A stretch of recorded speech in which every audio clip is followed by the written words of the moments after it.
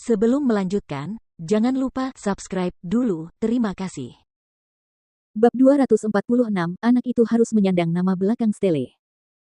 Jordan tumbuh dengan menghadapi beragam cobaan yang diatur oleh keluarganya, sehingga tingkat kedewasaannya telah lama melampaui kebanyakan orang seusianya.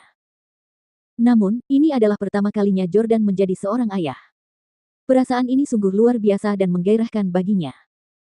Lagi pula, perempuanlah yang melahirkan bayi, dan laki-laki tidak bisa merasakan proses persalinan secara langsung.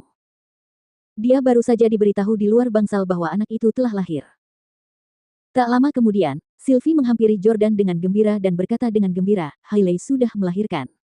Hailey sudah melahirkan. Jordan sedikit terkejut. Begitu cepat. Apakah si kembar laki-laki atau perempuan? Atau laki-laki dan perempuan?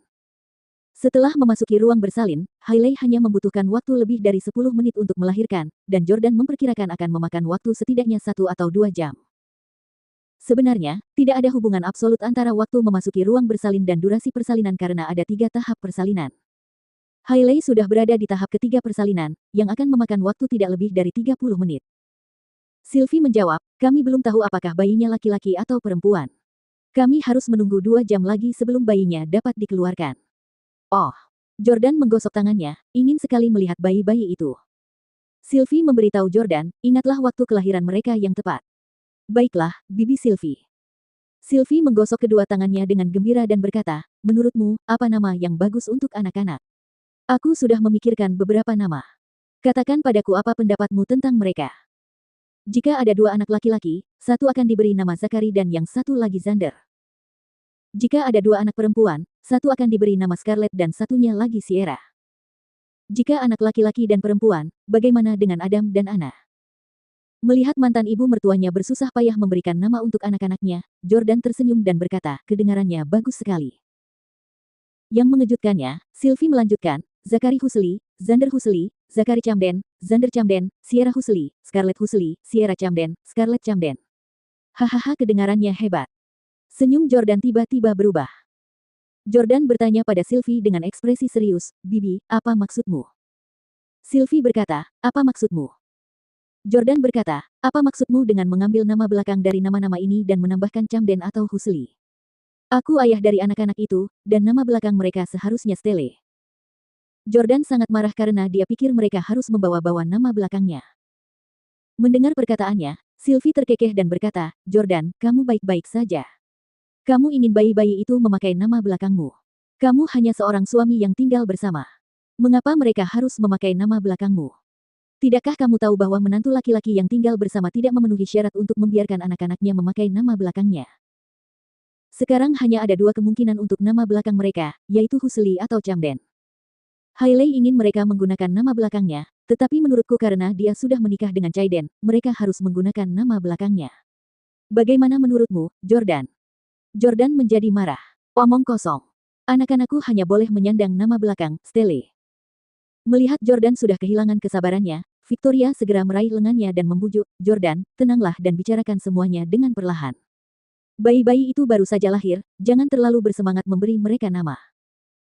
Sylvie memutar matanya ke arah Jordan dan berkata, mantan menantuku tersayang, bisakah kau kembali dan bercermin? Setelah 3 tahun hidup bebas di Camdens, kau masih ingin anak-anak mengambil nama belakangmu. Oh, kau benar-benar kurang ajar.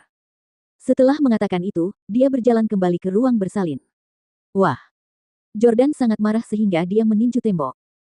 Meskipun anak-anaknya telah lahir, mereka akan segera dibawa pergi oleh keluarganya, tetapi ia berharap bahwa Stele akan menjadi nama belakang mereka yang terdaftar. Jordan, tenanglah, tunggu Hailey keluar dari ruang bersalin, dan bicarakan semuanya dengannya. Nyawanya mungkin belum aman. Jordan mengangguk. Begitu saja, 2 jam berikutnya berlalu. Keluarga Husely adalah keluarga terpandang, dan hari ini, semua orang mengira anak-anak Caiden lah yang akan segera lahir. Kenalan dan teman-teman keluarga Husely berkumpul di rumah sakit, termasuk mereka yang ingin menjilat mereka. Tak lama kemudian, Arthur sendiri juga tiba. Begitu Arthur keluar dari lift, dia melihat Victoria dan Jordan. Arthur sudah lama memperlakukan Victoria seperti adiknya sendiri, jadi wajar saja kalau dia tidak akan menyapanya saat melihatnya. Victoria, apa yang membawamu ke sini? Tanya Arthur penasaran. Victoria tersenyum dan berkata, hanya untuk ikut bersenang-senang. Arthur tersenyum dan berkata, Victoria, kau benar-benar terlalu kasar pada Russell. Aku saudara angkat Russell, dan kau masih saja memukuliku dengan keras. Arthur menyiratkan bahwa Perry Express, yang dipimpin oleh Victoria, telah sepenuhnya mengalahkan Breezy Express. Victoria berkata, Tuan Huxley, jangan berkata begitu. Saya hanya seorang penjabat presiden, dan orang yang memiliki kendali nyata atas operasi ini adalah Nona Audrey. Beraninya saya bersaing dengan Anda, Tuan Huxley. Arthur tersenyum, mengetahui bahwa Victoria bukanlah wanita biasa. Ia menatap Jordan lagi dan bertanya, Anda pasti Tuan Jordan Stelle, kan? Jordan dan Arthur bertemu untuk pertama kalinya. Jordan menyapa, halo, Tuan Huxley. Arthur pernah mendengar Russell mengatakan bahwa Jordan bukanlah orang yang sederhana. Kemungkinan besar pengusirannya dari keluarga Stelle adalah tipuan belaka. Namun, Arthur tidak tahu tentang hubungan Jordan dengan cucu menantunya, Hailey. Oleh karena itu, katanya, karena kamu sudah di sini, mari kita pergi menemui cicitku bersama-sama. Arthur membawa mereka berdua ke ruang bersalin bersama.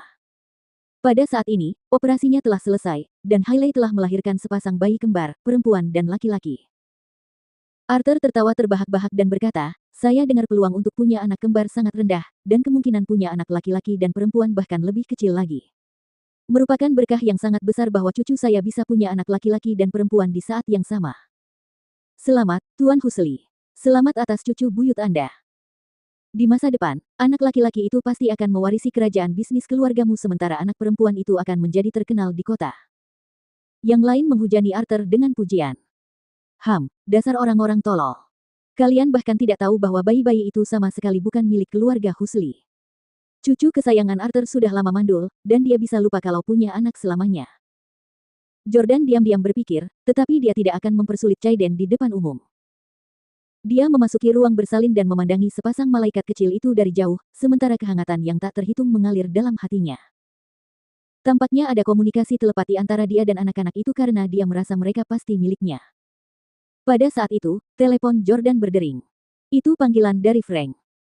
Jordan kemudian berjalan keluar, berlari ke pintu keluar keamanan, dan menjawab telepon. Pelayan Frank. Tuan Jordan, saya dengar mantan istri Anda Hailey akan melahirkan hari ini. Apakah bayinya lahir dengan selamat? Ya, persalinan berjalan lancar, dan ibu serta anak-anaknya selamat. Ia melahirkan seorang bayi laki-laki dan seorang bayi perempuan. Seorang anak laki-laki dan seorang anak perempuan. Peluangnya hanya 0,1%. Selamat, Tuan Jordan. Terima kasih. Tapi jangan pedulikan aku. Meskipun kamu percaya pada Hailey, tetap saja penting untuk melakukan tes paternitas DNA.